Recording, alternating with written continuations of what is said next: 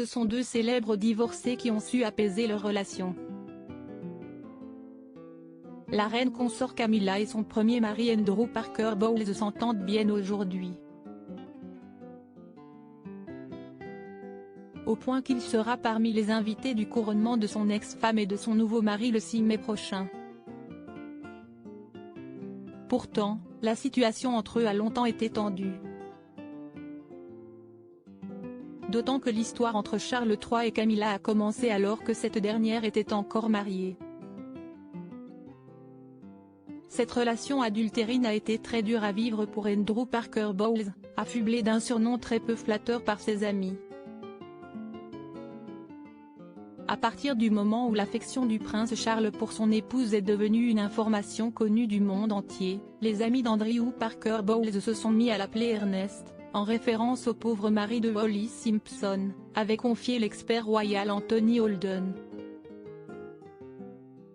L'histoire de Wallis Simpson, une Américaine qui épousa en 1928 un certain Ernest Simpson, a notamment fasciné, car lors de son mariage, son époux l'aurait autorisé à avoir une liaison avec le prince de Galles Édouard VIII. Reine Camilla, découvrez les membres de sa garde rapprochée.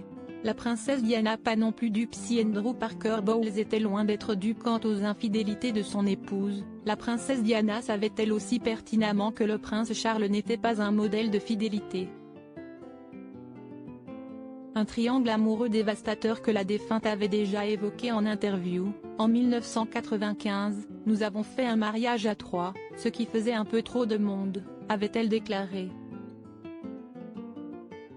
Des propos corroborés plusieurs années plus tard par l'experte royale Cathy Nicholl, qui expliquait au Mirror, Diana soupçonnait très fortement que Charles était toujours amoureux de Camilla et ne l'avait pas lâchée depuis toutes ces années. Elle se sentait littéralement coupée, ne pouvant lutter contre cette guerre déjà perdue d'avance, elle se sentait isolée, elle se sentait trahie. Crédit photo, Best Image.